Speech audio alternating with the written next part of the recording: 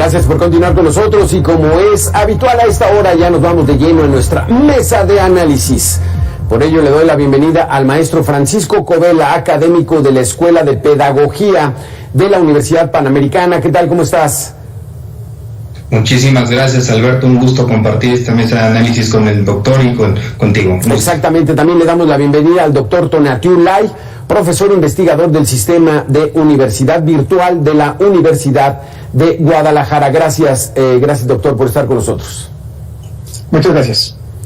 Maestro Francisco Covela, nos encargamos aquí en Mega Noticias de poner temas que son trascendentes para el desarrollo no de las familias, sino del país entero: la educación, la deserción escolar luego de 2 años terribles de pandemia.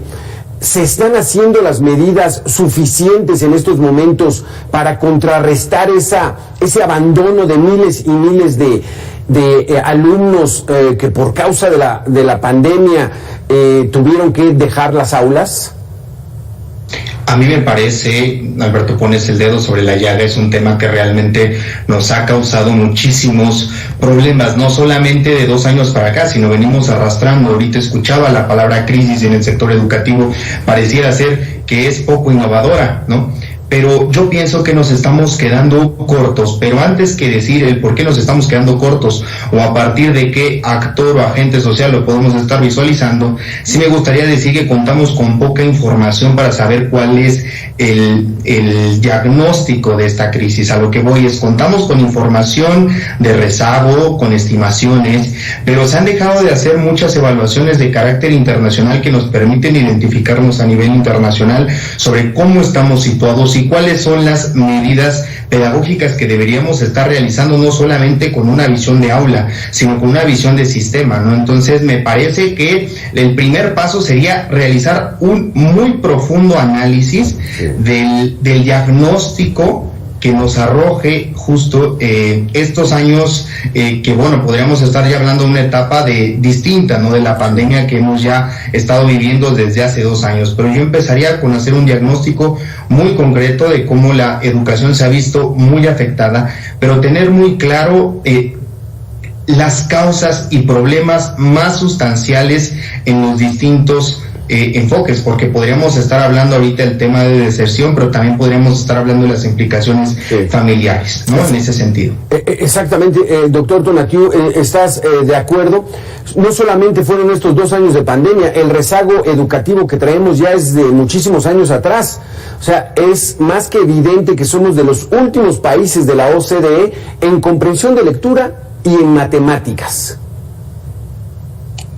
Sí, así es, definitivamente, de acuerdo con el maestro Covela. Y también algo muy importante que no hemos tomado en cuenta, ¿no? O sea, todos estos otros grupos vulnerables que no han logrado acceder a la educación o que han accedido lentamente por cuestiones, en este caso de discapacidad, podríamos decir, también con la pandemia hubo un retraso, ¿no? Si ya venía habiendo una cierta progresividad en cuanto a los apoyos para este tipo de personas con diferentes condiciones, pues la pandemia provocó un retraso y un retroceso en estos procesos, y bueno, ahora parecería que estamos volviendo a empezar de cero con el apoyo a todas estas personas. Aquí, ¿cómo está ese asunto, doctor Tonatiuh? Nosotros, con la experiencia que tuvimos cuando fuimos alumnos de los diferentes niveles de educación, pues veíamos cómo había intento por integrar a estos alumnos, pero pues yo creo que vamos muy rezagados, ¿no? Sí, se comenzó con esta cuestión de la integración simplemente admitiéndolos al aula, admitiéndolos a que estuvieran conviviendo con los demás compañeros, pero que realmente hubiera un proceso educativo, ¿no? Y desde hace algunos años, por compromisos internacionales firmados por México, comenzó a haber esta cuestión de la inclusión, verdadera inclusión, o bueno, intento de verdadera inclusión educativa, que como decía, poco a poco pues fue ganando espacios, fueron admitiéndose alumnos con diferentes condiciones de discapacidad, habiendo cursos de capacitación docente para los profesores para saber cómo atenderlos, adecuando los materiales, todos estos instrumentos para la educación, y bueno, iba ahí con claroscuros esta aplicación. Sin embargo, como ya dijeron, pues con la pandemia todo esto se echa para atrás, y también con la cuestión de educación en línea que tuvimos en estos 2 años de pandemia, pues también hubo un rezago ahí para estas personas con discapacidad. No, terrible situación. Maestro Francisco, viene una ocurrencia, porque así lo voy a decir, una ocurrencia, van a quitar los grados, van a poner fases, van a cambiar los ejes que había en la reforma educativa anterior, vienen unos nuevos ejes que porque impulsaban mucho el neoliberalismo, o sea, estamos entrampados en una situación donde no se ve claro por dónde va la educación de nuestro país. Vuelvo a este tema, ¿no? A veces, por ejemplo, pudiera parecer que estamos tomando decisiones poco pedagógicas, poco científicas, poco sistematizadas, ¿no? Una decisión como tal, así de reformar el modelo educativo de manera sustancial, y como ya lo acabas de mencionar, pues es una decisión que tendría que venir, que tendría que ser consecuencia de diagnósticos y análisis previos.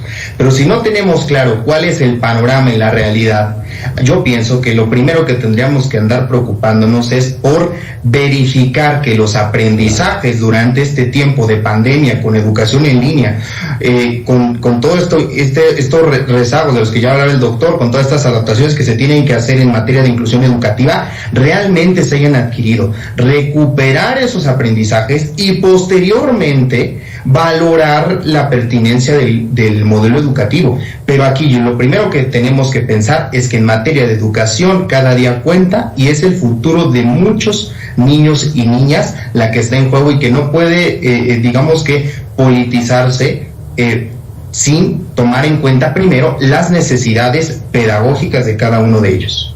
Doctor Tonatiuh, la reforma anterior que presentó durante la administración del presidente Enrique Peña Nieto traía esta inclusión, estaban considerados todos estos alumnos especiales para integrarse verdaderamente a una educación, no nada más meterlos a las aulas a convivir. Sí, bueno, mira, vamos a decir primero que aquí todos estos cambios, estas mejoras, lamentablemente son por decreto, ¿no? No realmente hay una evaluación, no hay un diagnóstico, no hay un seguimiento realmente a las capacidades que hay docentes instaladas, y entonces por decreto de repente de un día para otro nos volvimos incluyentes, ¿no? Todo el sistema educativo en México, ¿no? Y bueno, de ahí vino, como decía yo, toda esta capacitación, toda esta apertura de los profesores hacia las diversas condiciones de discapacidad, que sí, o sea, sí fue habiendo un progreso y una avance en este sentido, ¿no? Pero como dice el maestro, tal cual, de repente no hay un seguimiento, no hay realmente una evaluación de lo que estamos haciendo, y luego viene otro cambio, también otra vez por decreto, y entonces nunca terminamos de afianzar un modelo, terminamos de hacernos expertos pues en uno y ya queremos entrar a otro, ¿no? Entonces creo que ese sí ha sido un grave problema pues del gobierno en entrar a otros modelos que a lo mejor en otros países funcionan, pero que aquí no hemos terminado de revisar ni de afianzar en nuestro propio modelo, en este caso de educación incluyente. Estamos hablando de un estimado de alumnos en educación básica, particularmente, ¿de cuántos, doctor Tonatiuh, de cuántos alumnos que necesitan ser incluidos? Bueno, mira, ahí en educación básica sí voy a fallar con el dato, pero yo tengo el dato muy preciso de los alumnos que están en la Universidad de Guadalajara. Okay. Que bueno, dato a más, tenemos un rezago como de 6 meses, 8 meses en los datos, pero más o menos hace 8 meses teníamos 3,951 estudiantes que se habían registrado con alguna discapacidad. Porque también hay otros estudiantes que, bueno, entran y por temor a algún rechazo no reportan que tienen alguna discapacidad. Entonces, 3,951 estudiantes en la Universidad de Guadalajara, pero también tomando en cuenta que es una universidad de 300,000 estudiantes. Entonces, realmente estamos hablando de un 1%, ¿no? Entonces, eso nos da idea pues del rezago que tenemos en todas las demás los demás niveles y bueno, obviamente en todo el país. Exactamente, sí. Maestro Francisco Covela, la reforma educativa anterior, la que se supone que está toda mal hecha y por eso la desbarataron totalmente apenas llegó la nueva administración, establecía que para ser director de una primaria había que concursar entre los mejores currículums, entre los mejores grados académicos, entre pasar muchísimos exámenes y que estuviera la mejor persona calificada en esos puestos y así hacia abajo. ¿Eso era tan malo? ¿Eso era tan neoliberal? Esa es una muy buena pregunta, ¿no? Por ejemplo, en este tipo de concursos, no solamente en materia de dirección, sino también, como se mencionaba, en las demás posiciones que tienen que ver en este ecosistema educativo, me parece que debemos mirar hacia una meritocracia y una cultura de la evaluación bien entendida como un proceso de perfeccionamiento en el quehacer profesional de la tarea educativa de quien sea que esté ocupando las posiciones frente a grupo o en una institución educativa. Es una realidad lo que se menciona, no se trata solamente de desechar una política que, bueno, podrá tener sus matices y se podrá criticar y se podrán hacer algunas observaciones, y por eso es que es importante favorecer estas mesas de diálogo oportunas para ver qué es lo que más conviene, pero también sería un error andar pensando únicamente en políticas sexenales que quizás no se les va a poder dar seguimiento y tendremos dificultad para encabezar proyectos de políticas de Estado a las cuales se le pueden ir haciendo modificaciones, pero que sin duda alguna, si no contribuyen o no permiten una cultura de la evaluación justa y que permita meritocráticamente, claro, que los más aptos, como algunos otros países han incorporado, y más aptos en características y competencias profesionales, ¿no? En ese sentido, los más preparados sean quienes pueden formar a nuestros alumnos, yo creo que eso favorecería muchísimo, ¿no? Esto es algo que, pues, por supuesto que tendrá que verse de distintos matices, pero sí es muy importante no dejar de lado la importancia también de estos concursos meritocráticos, claro, sobre todo a la dirección y el personal docente. Doctor Tonatiuh, esta pregunta va en ese sentido. Tú que atiendes mucho a estos alumnos, o bueno, que les pones atención a estos alumnos con cierta discapacidad, ¿una política de meritocracia es favorable o desfavorable? No, yo creo que es muy favorable porque realmente, en primer lugar, tendremos los perfiles adecuados para estos alumnos, ¿no? Eso no hay duda. Lo que de repente a lo mejor sí no es tan práctico es que cuando hay un concurso para profesores, pues de repente dicen, sí, usted profesor ganó, pero resulta que ganó 15 horas, pero le vamos a dar 3 en este lugar, otras 4 en este lugar y otras tantas en este otro para completar las 15, ¿no? Entonces también que el profesor de repente se tenga que desplazar a varios lugares, pues ahí ya su rendimiento, su puntualidad, todo eso pues sí se ve mermada, ¿no? Pero bueno, yo creo que sí, si dijéramos, hay un número de horas dedicadas en tal lugar muy preciso, me parece que sí, la meritocracia, como se está comentando, sí debe de ser el mejor camino, porque nos aseguramos de que los mejores perfiles estén ahí. Aquí, maestro Francisco, ahorita está de moda, vamos a aumentarle el sueldo a los maestros conforme a la inflación.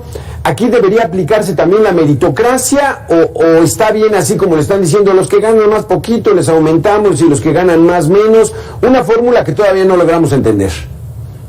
No se trata de eso, ¿no? También hay que profundizar. Finalmente es un ejercicio profesional y es una estructura realmente inmensa, ¿no? Estamos hablando en el sistema escolarizado, estamos hablando de aproximadamente 35 millones de estudiantes. Entonces hay un número muy importante, aproximadamente, si no mal recuerdo, 2 millones de docentes. Si nos ponemos exclusivamente a considerar que, bueno, conforme, lo voy a decir de una manera muy coloquial, conforme al sapo es la pedrada, pues realmente tendríamos muchos problemas operativos. Aquí me parece que lo más conveniente es encontrar una base, por supuesto, de mejorar no solamente las condiciones salariales, sino mejorar estas condiciones que permitan al docente ejercer una mejor labor y tener una mejor condición de vida. Estamos hablando también de otro tipo de prestaciones, otro tipo de beneficios que pudieran enmarcar una propuesta laboral que permita al docente identificarse y obtener beneficios de ella. Pero sí pienso yo que se tienen que tomar algunos puntos, por supuesto, a manera general, considerando la dimensión del sistema educativo, pero por supuesto también siendo muy conscientes, sí, de los presupuestos y no solamente tomando decisiones quizás poco analizadas. Doctor Tonatiuh, me voy a atrever a decir que la plantilla docente en México, la mayoría es gente muy responsable, es gente dedicada, es gente comprometida y creo que tengo la razón, ¿no? Y con base en eso, pues deberían ahí venir los incentivos, ¿no, doctor Tonatiuh? A los mejores y que hagan más esfuerzo y que den mejores resultados, pues irlos premiando para que su percepción salarial pues vaya siendo cada vez mejor, ¿no? Sí, sin duda. Y como dijimos, uno creería o pensaría que lo correcto es que las políticas públicas en el sector educativo pues fueran siendo progresivas cada vez más, ¿no? Pero nos damos cuenta que no todos los programas del pasado pues eran malos, ¿no? Me voy a referir, por ejemplo, a este programa que existió de carrera magisterial, donde precisamente al profesor, por medio de su capacitación, de su desempeño en el aula, pues podía acceder a una mejor letra, o sea, iba escalando, iba teniendo un mejor salario, y bueno, creo que eso era parte de un programa muy interesante que, bueno, después desapareció y que no ha sido compensado con nada, ¿no? Y me parece que en los contextos, en los diferentes contextos educativos, sí es muy importante que esos incentivos existan, que estos otros programas de capacitación y de capacitación que haya también pues mayores sueldos, mayores programas de acceso a otro tipo de recursos, pues son muy importantes, no solamente en educación superior, sino también incluso en educación básica. Sí, exacto. Maestro Francisco, porque esta carrera magisterial pues se rompió. Y entonces alguien que decía, no, pues voy a estudiar una maestría, voy a tomar ciertos diplomados, voy a tratar de capacitarme constantemente para ir compitiendo e ir avanzando y sobre todo pues mejorando el ingreso salarial. Se rompió. Esa es la realidad donde ahorita, pues bueno, seguimos estando en manos del sindicato, en los caprichos de los titulares de educación pública. ¿En esa situación estamos? Sí, ahorita que se mencionaba todo eso, creo que conviene mucho hacer hincapié en el dato de cuánto es aproximadamente lo que un profesor, un docente de educación básica percibe mensualmente, y esto con datos del Instituto Mexicano para la Competitividad, que es aproximadamente 8,000 pesos, ¿no? También este mismo instituto habla de esta profesión conforme a que solamente, o bueno, menos del 5% de quienes estudian la licenciatura en educación básica, que son la mayoría de nuestros docentes, estudian un posgrado, ¿no? Creo que también tiene mucho que ver con eso que se mencionaba, ¿no? Con la falta de incentivos y la falta de la cultura democrática y una justicia, ¿no? Un principio de justicia desde un principio equitativo, para poder aspirar a mejores condiciones de trabajo, a mejores sueldos, a mejores condiciones, entre otras cosas. Si queremos que nuestros estudiantes sean cada vez mejores, necesitamos formar a nuestros docentes y tratarlos como realmente se merecen, ¿no? Y a lo mejor hay que empezar, pues sí, por dejar de poner en el centro las cuestiones políticas y poner en el centro a la persona, ya sea los docentes y los alumnos. Exacto. Es que ese es el gran mal terrible que tiene nuestro país. Todo se politiza, todo es politiquería, y luego en la mañana dicen que los demás hacen politiquería. No, bueno, en fin, gracias Francisco Covela, gracias Tonatiuh Lai por haber estado con nosotros, muy interesantes estos conceptos. Muchas gracias. Gracias, buena tarde.